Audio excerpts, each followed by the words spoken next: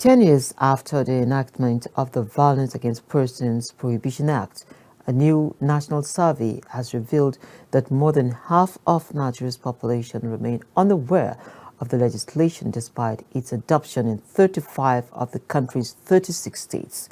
As the country marks the 10th anniversary of the law commemorated every May 25, stakeholders are calling for its full implementation to protect the most vulnerable populations. Benedict Uko's report is presented from our studio. The VAPP Act passed on May 25, 2015 was designed to provide comprehensive legal protection against all forms of violence, including domestic abuse, rape, harmful traditional practices, and psychological violence. It currently applies in all states except Kano. However, 10 years on, awareness and implementation remain critically low. According to a national survey conducted by Invictus Africa, 15.7% of Nigerians have never heard of the VAPP Act. Of those who have, only 29% reported a strong understanding of its provisions. Executive Director of Invictus Africa, Buki Shonibere, expressed that the time for symbolic legislation has passed. The VAPP Act and its corresponding state-level VAPP laws or related laws have laid a strong legislative foundation for combating violence in Nigeria. However, a consistent pattern emerges from the survey data. Laws have been passed, but implementation is uneven, underfunded, and inaccessible to many, especially those in rural areas and those with low education levels. Despite reports from MDAs about regular public awareness campaigns, the data suggests a major disconnect between official outreach and community impact, particularly among groups most vulnerable to violence.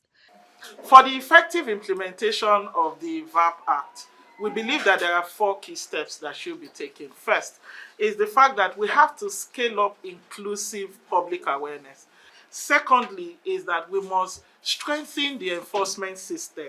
And what that means is that we want to make sure that people can access justice when they have been abused or experience one form of violence or the other. The third one is that we need to expand survivor support services such that it is accessible, it is holistic, it is inclusive, and it is sustainably financed. The survey revealed that 13 states have yet to establish sex offenders registers, and of the 23 that have, only 18 have integrated them into broader gender-based violence (GBV) tracking systems.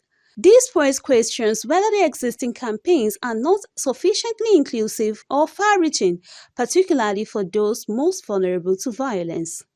In the past 10 years, NAPTIP has done a lot. In accordance to the survey, some of the components that are there also indicate and are parallel to what NAPTIP has been doing. NAPTIP has developed a sex offenders database, which emanated from the Sex Offenders Register.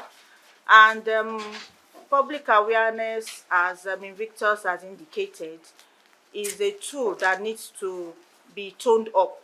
The effect of public awareness cannot be underestimated.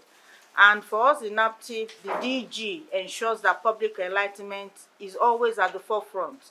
As Nigeria marks the 10th anniversary of the VAPP Act's passage, the findings underscore the need for political will, stronger institutional commitment, and greater public engagement to ensure that the promises of the VAPP law are not just words on paper, but lived realities for every Nigerian.